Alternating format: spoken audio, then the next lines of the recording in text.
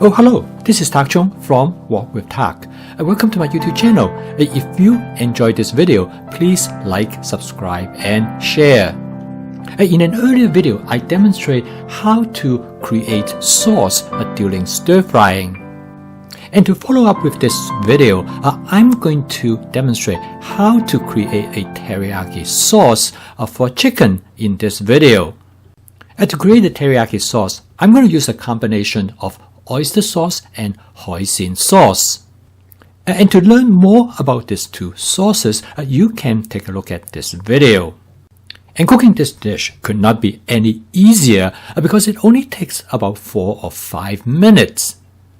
By having chicken in advanced prepping, use my advanced prepping system for chicken, you can have chicken from a freezer to the wok in about 10 minutes. This system works extremely well. It allows you to have chicken anytime you want. So the first thing I enter into the kitchen is that I grab some chicken from the freezer. I freeze them in 6-ounce portions in Ziploc bags. They are packed in a thin layer, so they could be thawed out really quickly in a sink of warm water. I then coat the chicken with 1 tablespoon of cornstarch. I'm going to shallow fry the chicken, and with the coating of the cornstarch, it will give the chicken a light, crispy breading. It will make the chicken more flavorful. At the same time, it will keep the chicken moist and tender inside.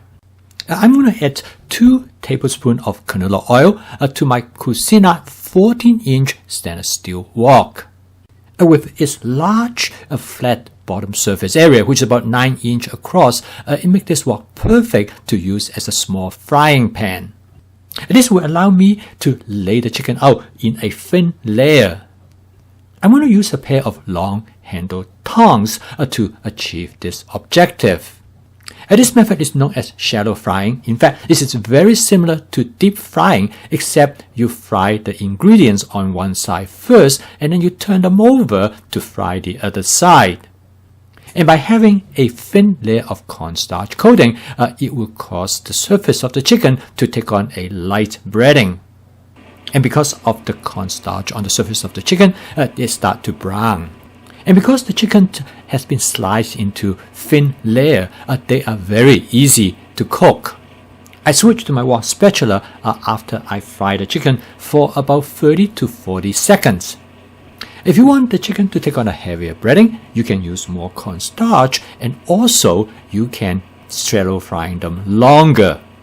But in this case, I prefer them to be with a relatively light breading. One great thing about coating the chicken with cornstarch is because it will start to causing them to brown, and in some case with some charring, it gives the chicken better flavor. Okay, now the chicken is about 80% done. I'm going to start seasoning it first with 2 tablespoons of oyster sauce. And this is followed by 2 tablespoons of hoisin sauce. The ratio between the oyster sauce and the hoisin sauce is important in creating the type of flavor that you like. You might want to experiment with this ratio until you got it right. At this point, I'm going to add a small amount of water to create a sauce. However, I'm going to only add a small amount of water at a time because I do not want to dilute the flavor of the sauce. As you can see, as soon as the water hit the wok, it starts to turn into steam almost immediately. This will also allow me to clean the wok of anything that might have stuck and burned to the bottom of the wok. And I call this method spot cleaning. I add 1 tablespoon of dark soy sauce to create a more intense flavor as well as color to the dish. And then I add 1 tablespoon of light soy sauce to make the dish more salty. This is then followed by 1 tablespoon of sugar to make the dish sweeter. The saltiness and sweetness is the distinct characteristics of a teriyaki dish that with strong flavor.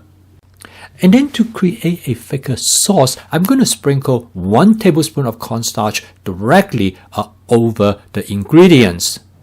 By this time, I have turned the stove off. And with constant and vigorous mixing, I'm able to blend the cornstarch into the sauce and cause the sauce to thicken.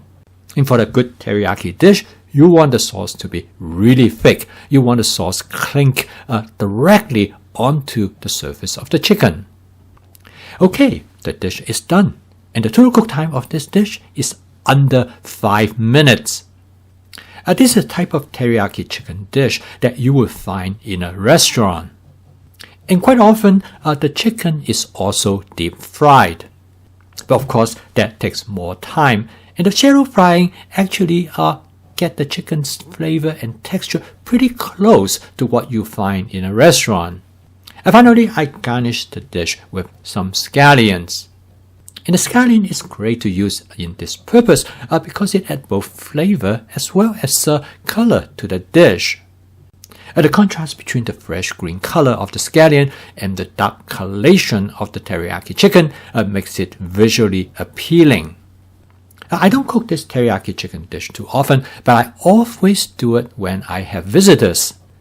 This is particularly when I have young diners. They love teriyaki chicken cooked like this. This dish is an example to demonstrate how to make a sauce for different type of dishes for different circumstances. In fact, most people tend to buy teriyaki sauce that has already been prepared. And there are many different type of sauces available on the market. However, I think it is much better if you make the sauce yourself, in the case by the use of the combination of the oyster sauce and hoisin sauce, plus soy sauce and sugar. This will allow you to create the sauce exactly how you like it.